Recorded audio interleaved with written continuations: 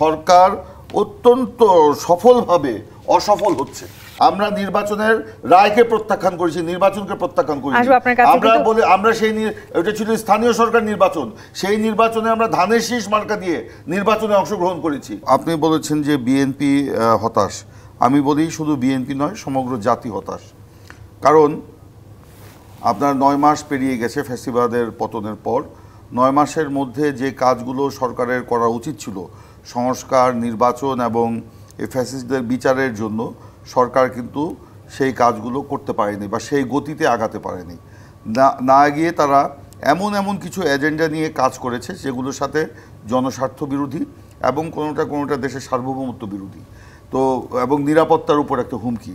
তো আমাদের কাছে স্বাভাবিকভাবেই আমরা যারা রাজনীতি করি, আমাদের কাছে দেশের জনগণ, দেশ, স্বাধীনতা, সার্বভৌমত্ব, গণতন্ত্র, এটি আমাদের কাছে প্রাধান্য পায় বা পাবে, এটি স্বাভাবিক।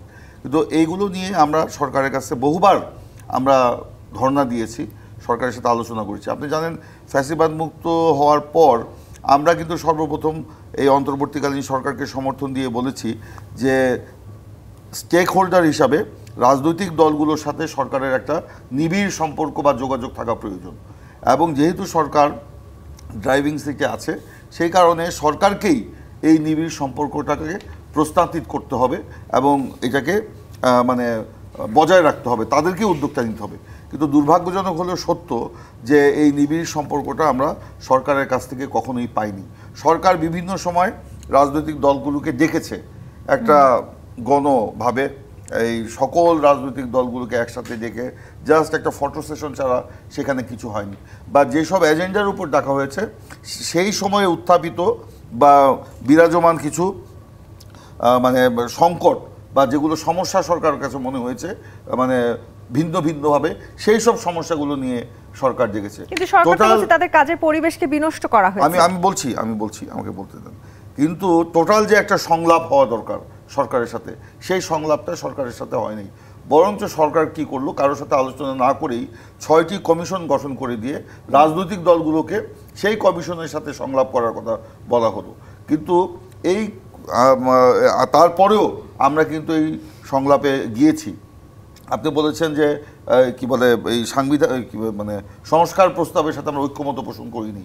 আমরা বিএনপি এই দেশের সর্ববৃহৎ রাজনৈতিক দল, মাটি ও মানুষের সাথে তাদের সম্পর্ক, জনগণের পালস বুঝে আমরা রাজনীতি করি।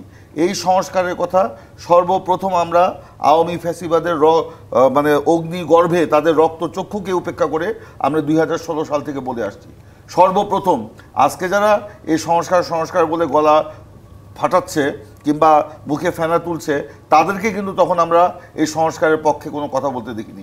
বরঞ্চ তাদেরকে অনেককে আমরা বিদেশে নিরাপদ জীবনযাপন করতে দেখেছি। কিন্তু আজকে যে তারা এসে যে কমিশন যেসব কথা বলছে, এগুলো একটা অবাস্তব এবং জনগণের সাথে মানে সম্পর্কহীন।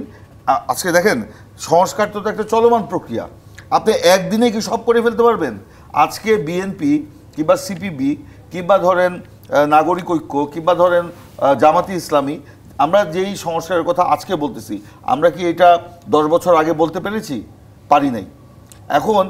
এখন যদি আমরা বলি যে এই এখনই সব সংস্কার আমরা করে ফেলবো, নগদ পেমেন্টে 500 টাকা পর্যন্ত ক্যাশব্যাক আর লেনদেনে প্রতিদিন ডিপ ফ্রিজ এবং ঘন্টায় এসি টিভি সহ দারুণ সব গিফট। এরপর আর সংস্কার করার প্রয়োজন নেই। বিষয়টা কি এরকম ইমরান সালে প্রিন্স, যে সরকার যতখানি সংস্কার করতে চাইছিল সেই পরিমাণ কাজের পরিবেশ আসলে তাদেরকে করতে দেওয়া হয়নি? সরকার নিজেই সেই পরিবেশ নষ্ট করেছে। যদি এটা বলি, সরকারকে কে বাধা দিয়েছে? আপনাদের তরফ থেকে সরকারের নিজস্ব অর্জন। আমরা হ্যাঁ অবশ্যই এটা, এই যে যদি সরকার মনে করে যে অন্তর্বর্তীকালীন সরকার যদি মনে করে যে কাজের পরিবেশের বিঘ্ন ঘটছে, এটা সরকারের নিজস্ব অর্জন।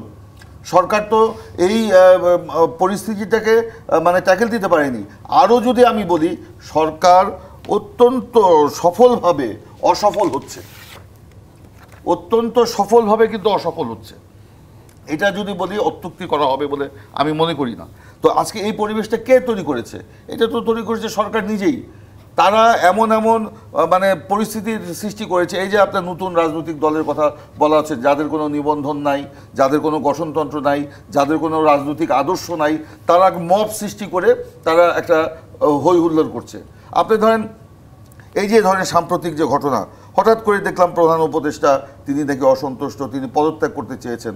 পরবর্তীতে যদিও আমাদের একজন সিনিয়র উপদেষ্টার কাছ থেকে শুনেছি তিনি পদত্যাগ করতে চান নাই, কিন্তু এই পদত্যাগের কথাটা কে বললেন? এই যে নতুন গঠিত একটি রাজনৈতিক দলের প্রধান, তা উনি ওখানে তিনি কেন তাকে ডেকে নিয়ে যাওয়া হলো? কেন তখন সকল রাজনৈতিক দলকে ডাকা হলো না? তাকেই বলা হলো। তারপর ধরেন বলা হচ্ছে বিএনপির দিকে ইঙ্গিত করা হচ্ছে, কিন্তু এর আগে প্রধান উপদেষ্টার বাড়ির সামনে আপনার এই নতুন দলের নেতারা তারা যে 3 দিন 4 দিন বসে তারা যে ওখানে অবরোধ সৃষ্টি করলো, তখন কি প্রধান উপদেষ্টার পদত্যাগ করার কথা মনে হয় নাই? কেন হয়নি?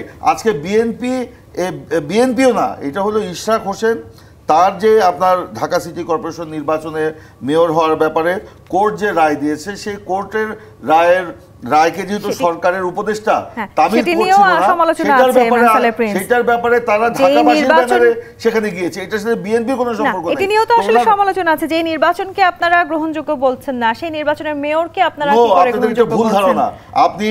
আপনি সেই নির্বাচন যখন হয়েছে, জিবিসি তো তখন ছিল, ফুটেজগুলো দেখেন। আমরা নির্বাচনের রায়কে প্রত্যাখ্যান করেছি, নির্বাচনকে প্রত্যাখ্যান করেছি। আমরা সেই এটা ছিল স্থানীয় সরকার নির্বাচন, সেই নির্বাচনে আমরা ধানের শীষ মার্কা দিয়ে নির্বাচনে অংশগ্রহণ করেছি, এবং সেই নির্বাচনের ওই জালিয়াতির ফলাফলকে প্রত্যাখ্যান করে ইশরাক হোসেন সেইটার বিরুদ্ধে আপনার কোর্টে গিয়েছিল, সেই রায়টা সে পেয়েছে। আমরা তো ওই নির্বাচনকে অবৈধ বলি নাই।